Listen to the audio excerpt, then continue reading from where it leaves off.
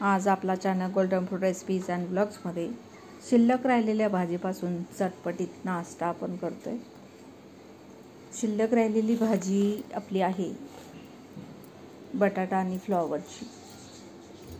या भाजीला आपण घेणार आहोत मिक्सरमध्ये फिरवून।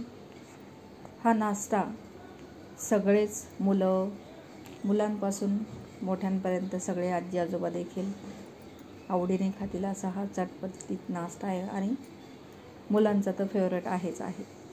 तर ही भाजी मिक्सरला फिरवून घेतली। त्या भाजीमध्ये जेवढं गव्हाचं पीठ बसेल, पाणी अजिबात घालायचं नाही। गव्हाचं पीठ जेवढं त्याच्यामध्ये बसेल तेवढं पीठ त्याच्यामध्ये मळून घ्यायचं। जशी आपण चपाती करतो त्याच्यासाठी जसं पीठ मळतो तसंच तेवढंच घट्ट, खूप पातळ नाही खूप घट्ट नाही असं पीठ छान मळून घ्यायचं आहे। पीठ मळून तयार झालेलं आहे। आता पोळपाटावरती देखील त्याला थोडंसं तेल लावून चांगलं मऊ करून घ्यायचं, नाहीतर तुमच्याकडे वेळ असेल तर त्याला 5-10 मिनिट झाकून ठेवा। सगळ्याचे छान असे उंडे करून घ्यायचे आणि हा नाश्ता तुम्हाला हव्या त्या आकारात, त्रिकोणी, चौकोनी, गोल हव्या त्या आकारात लाटू शकता। एक उंडा घेऊन थोडासा लाटून घ्यायचा पुरीच्या आकाराचा, त्याला तेल लावून घ्यायचं आणि त्याच्यावरती चीज किसून घालायचं आहे आपल्याला। जसं आपण पुरणपोळीमध्ये पुरण भरतो तसंच आपल्याला याच्यामध्ये चीज भरायचं आहे। तर तुम्ही बघू शकता इथे एक पराठा चौकोनी आकाराचा तव्यावर आपण शेकतोय। शक्यतो लोखंडाचा तवा वापरायचा, म्हणजे आपल्या शरीराला भरपूर लोह भेटतं, ज्याची गरज आपल्या शरीराला भरपूर आहे। तर तुम्ही बघू शकता जसं आपण पुरणपोळीमध्ये पुरण भरतो तसं चीज आपण याच्यामध्ये भरून घेतोय। उंडा करून घ्यायचा, चीज शक्यतो किसून घालायचं आणि या पद्धतीने आपण हा उंडा बनवून घेतलेला आहे आणि लाटून घ्यायचा।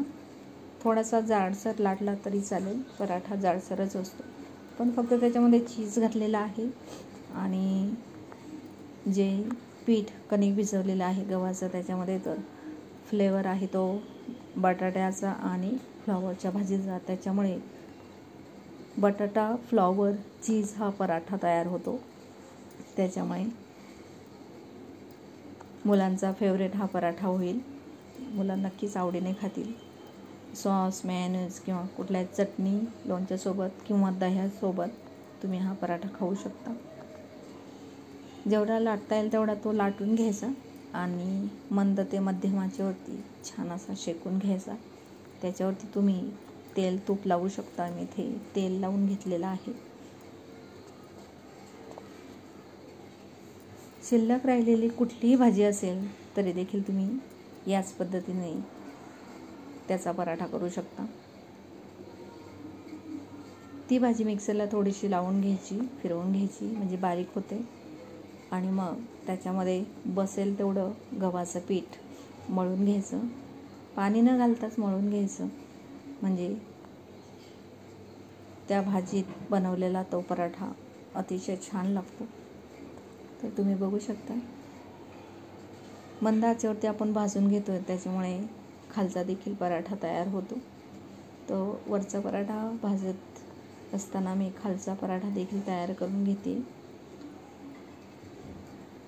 क्यूब चीज मी इथे वापरलेला आहे, तर एका पराठ्यासाठी मी अर्धा क्यूब किसून घेतलेला आहे आणि या पद्धतीने त्याचा उंडा करून घेतलेला आहे, म्हणजे त्याला बंद करून घेतलेला आहे। जसं की आपण मोदक बनवताना सारण घालतो तसंच, किंवा मग पुरणपोळीसाठी जसं आपण पुरण भरून घेतो आणि मग अलगद लाटून घ्यायचा, नाही तर मग चीज बाहेर येऊ शकतो आणि मंद आचेवरती छान असा शेकून घ्यायचा।